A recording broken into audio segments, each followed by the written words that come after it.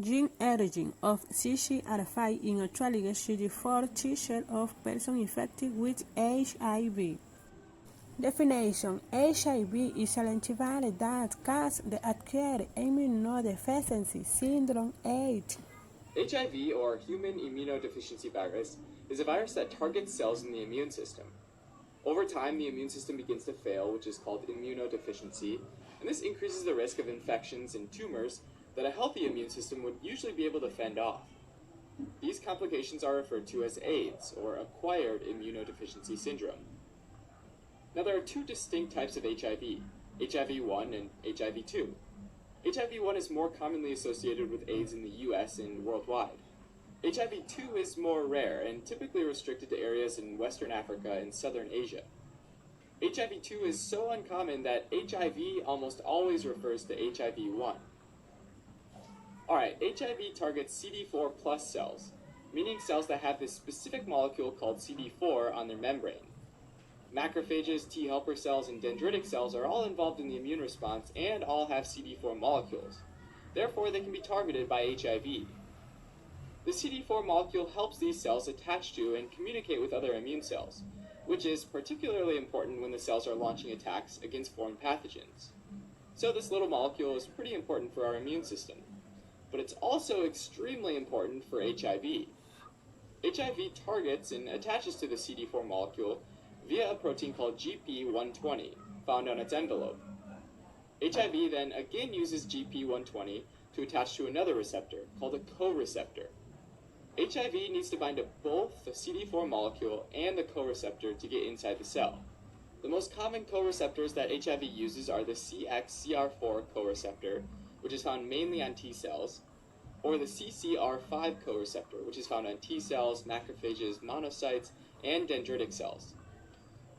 These co-receptors are so important for HIV that some people with homogeneous genetic mutations in their CCR5 actually have resistance or immunity to HIV, since HIV can attach to them and get into the cell.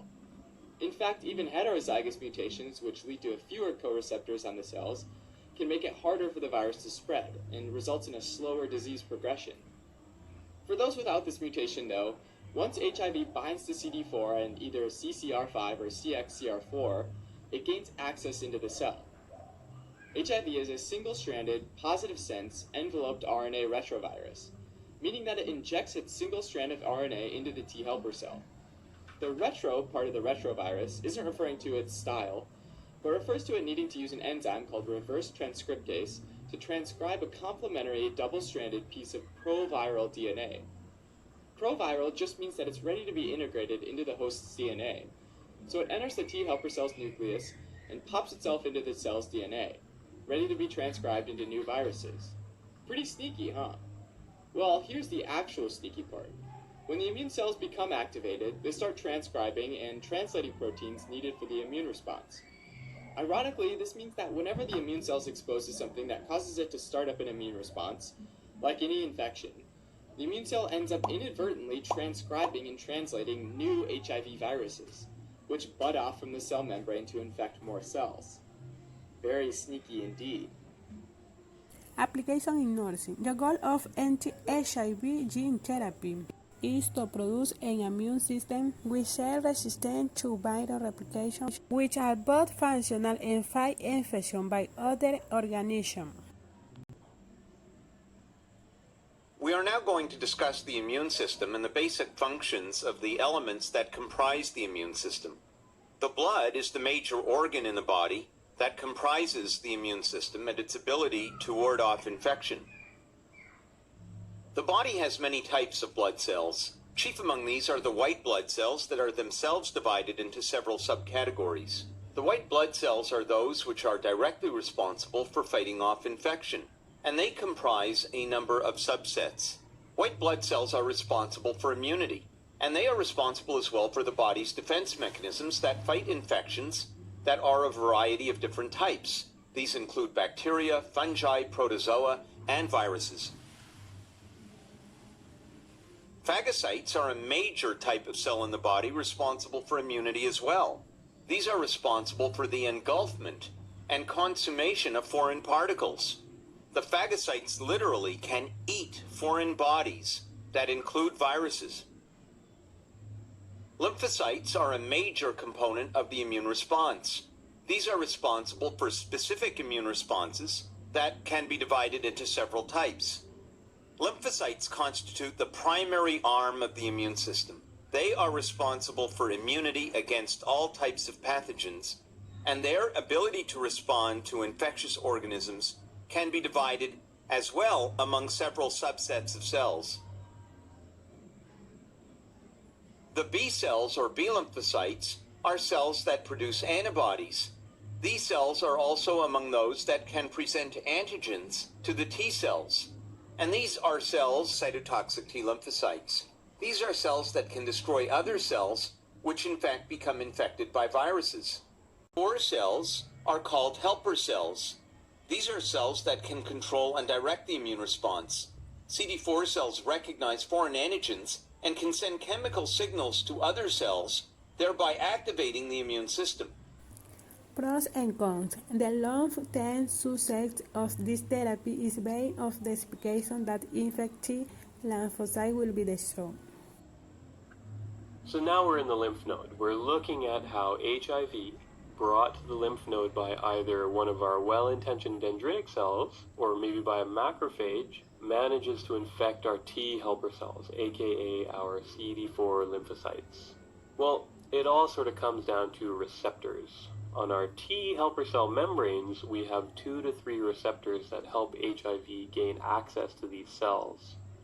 We have the CD4 receptor, which is sort of the primary receptor that HIV needs, and we have either one or both of CCR5 and CXCR4. CXCR4 being much less prevalent. CCR5 is really the preferred co-receptor that most strains of HIV need to bind. But these are both called co-receptors in this context here. So what's important about these particular receptors is that HIV happens to have a protein, this thing here called GP120, on its envelope, the outer part of the virus here, that interacts really well with these receptors. You can almost think of it as a lock and key setup. These receptors here are some of the locks that need to be opened to gain access to our T helper cell, and unfortunately for us, HIV has the key, this GP120 protein on its surface. So how does it work? Well, GP120 on the HIV envelope, it first binds the CD4 receptor on a T helper cell. This binding between the two sort of induces a conformational change in the CD4 receptor protein here, and it allows our co-receptor here, either CCR5 or CXCR4, to grab a hold of this complex and pull the viral membrane and the T cell membrane closer together. And when they get close enough, this little stalk here, the stalk of the GP120 protein, it sort of pierces through our T cell membrane, and it pulls the viral and T cell membranes even closer together. And what ultimately happens is that the two membranes will fuse together, which allows the HIV particle to essentially inject. Now that it has access to the inside of our T cell here, it injects its genetic material into our T cell, inside this viral capsid here. And that's in the form of viral RNA, ribonucleic. Issue applied in Ecuador on November 25, 2018 in Quito, he made note to the world declaration on the fire. He nearly modified human being using the CRISPR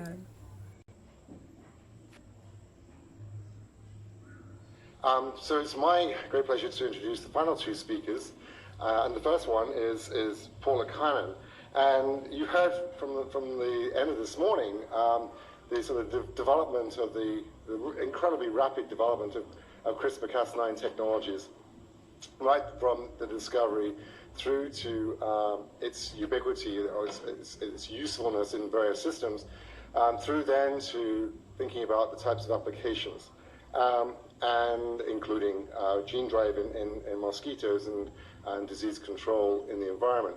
You're going to hear from Paula Kahn today about the work that she's done as a pioneer in trying to apply this type of technology to human diseases, in particular to HIV/AIDS and the treatment of prevention, actually, of stopping the HIV.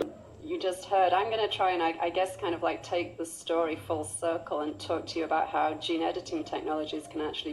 Conclusion: CCR5 modified autologous CD4 T-cell infections are with limit of this study. So we know that in an untreated HIV infection, the levels of the virus rise up. They rise up to extremely high levels throughout our bloodstream and throughout our body. And that's because HIV is getting into our immune cells, right? They hijack our T cells and they use them to replicate and to make lots and lots of copies of themselves. But we also know that we see this massive drop-off in our T cells, our CD4 cells in particular. So the question is, well, how is this happening? I mean, yeah, we see that these cells get infected, but why are so many of them dying? Do they all get infected? Do they die when they get infected? Well, this question is one that scientists have been working on for decades, probably about 30 years so far. And it turns out that in an HIV infection, only about 5 to 10% of the immune cells that end up dying off are actually HIV infected. The remaining 90 to 95% that die off are not even infected. That's ridiculous, right? How is that even possible? Well, let's look at that a little bit. So why all these cells, right, both infected and non-infected, are dying, it really comes down to a few causes. And we could talk about all the molecular detail involved in each of these causes, but I don't really want us to get bogged down in all the details. So let's just focus on the concepts here. So here's an infected T cell, right? This guy's part of the 5 to 10% that dies off while infected. So here's our T cell. And inside our T cell, you can see there's little bits of HIV RNA, and you can see new HIV particles budding off on the outside here, right? This guy's just cranking out more and more HIV particles. And actually, let's just put a bit of a red-colored haze around the edges here, and that's to remind ourselves that a lot of the infected cells die off while they're still traveling around in our bloodstream. So this is just to show us where this is happening.